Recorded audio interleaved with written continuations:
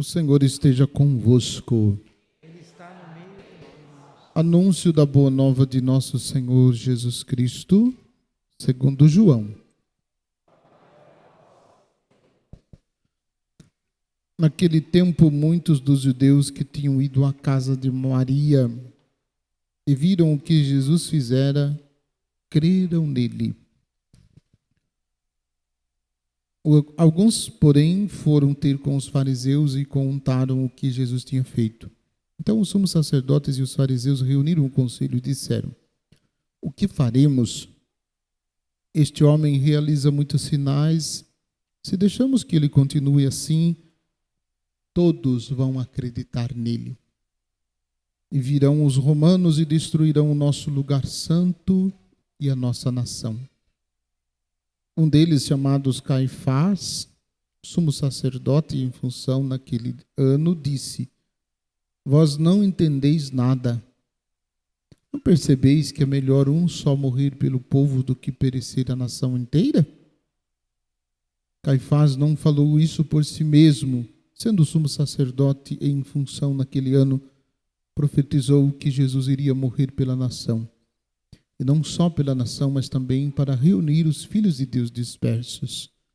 A partir deste dia, as autoridades judaicas tomaram a decisão de matar Jesus. Por isso, Jesus não andava mais em público no meio dos judeus. Retirou-se para a região do deserto, para a cidade chamada Efraim. Ali permaneceu com seus discípulos. A Páscoa dos judeus estava próxima. Muita gente do campo tinha subido a Jerusalém para se purificar para a Páscoa.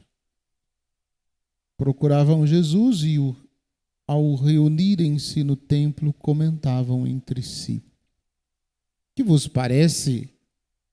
Será que ele não vem para a festa? Palavra da salvação. As palavras do Santo Evangelho perdoem os nossos pecados. Nem sentar um pouquinho. Passo-lhes, antes da homilia, uma pequena exortação, né? Sei que vocês vão entender, não ficarão chateados com o padre. Se ficarem chateados com o padre, espere o padre sair da igreja para vocês poderem correr atrás do padre. É a missa que nós estamos celebrando, a missa do sábado. Portanto, não dispensa você da missa de manhã. Amanhã é domingo de Ramos. Nós celebraremos com toda a solenidade. Ah, mas a missa de sábado não é a missa de domingo? Sim, é a missa de domingo. Mas, neste sábado específico, não está sendo. Está sendo a missa do sábado. Então, se você não for na missa amanhã de Ramos, tem que surrar você de cinta. Porque católico, né, vai na missa de Ramos. Tá, eu vou no sábado, porque do domingo é mais tranquilo, eu posso ficar à vontade de fazer comida para a sogra e visitar a sogra, etc, etc. Não, pode fazer tudo isso, mas amanhã tem que ir na missa de Ramos. Tá bom? Então, se você quiser pegar o padre, espera terminar a missa, daí você sai correndo atrás do padre. Mas nós precisamos observar o que nos diz a liturgia. O povo de Israel, que nós ouvimos na profecia de Ezequiel, eles estão aqui no momento, o povo já está no segundo exílio e está dividido entre o reino do sul e o reino do norte.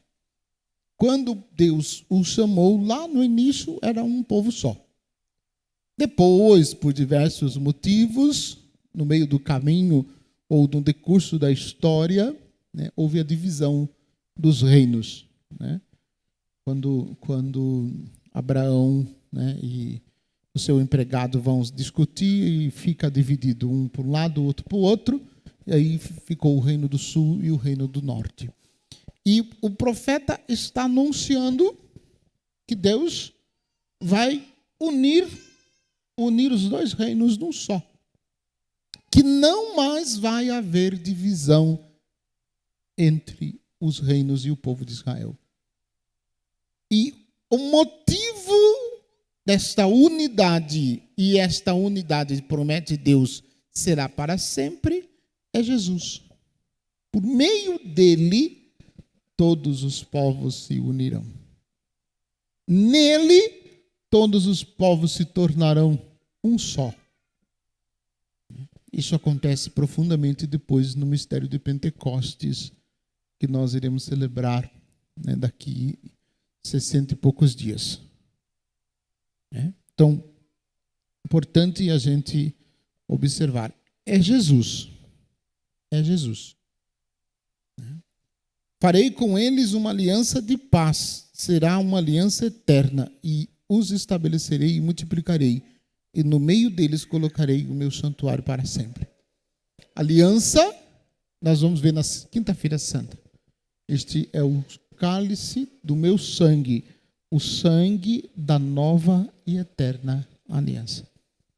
Por meio de Jesus, todos de novo se tornam um. É por isso que nós precisamos seguir em frente os passos de Jesus. E aí a frase mais surpreendente do Evangelho, né, é justamente isso. Não percebeis que é melhor um só morrer pelo povo do que perecer a nação inteira? Aí diz, Caifás não falou isso por si mesmo, sendo sumo sacerdote em função naquele ano, profetizou que Jesus iria morrer iria morrer pela nação. É o que nós iremos contemplar nesta Semana Santa. Esse mistério. É este o mistério da entrega de Jesus, que começa, né, amanhã, do Domingo de Ramos, e termina, entre aspas, esse termina, né, terá o seu ponto mais alto no Domingo de Páscoa. Esse mistério que nós estamos preparando para viver. Nós estamos vivendo. A começar por hoje. E o motivo dessa discussão e desta rejeição, né, de Jesus, Jesus está profundamente sendo rejeitado entre os mestres da lei, os fariseus, as autoridades religiosas. O motivo é pela ressurreição de Lázaro. Como Jesus ressuscitou Lázaro, houve esse burburinho. E eles procuram um jeito de matar Jesus, de calar Jesus, porque se Jesus continuar falando, uma frase que me chamou a atenção também, se Jesus continuar falando desse jeito, todos vão crer nele. É como se crer em Jesus fosse algum crime. Né? Como se crer em Jesus fosse algum crime. Espero que nunca vire crime crer em Jesus, né?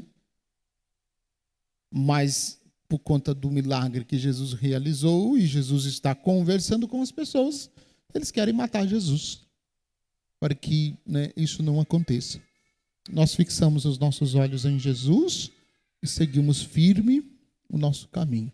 Pensamos que o Senhor nos dê perseverança e que nós possamos seguir Jesus de verdade. Não só por aparência, mas de verdade. Até porque, né, seguir Jesus por aparência, né, não é grande coisa. Né? Não é grande coisa. Porque há uma consequência do seguimento de Jesus e essa consequência não tem como a gente abrir mão ou não tem como a gente não vivenciar as consequências. Né? Fixemos os nossos olhos nele, sejamos fiéis ao seu amor para segui-lo, né, como ele de verdade merece. Que assim seja.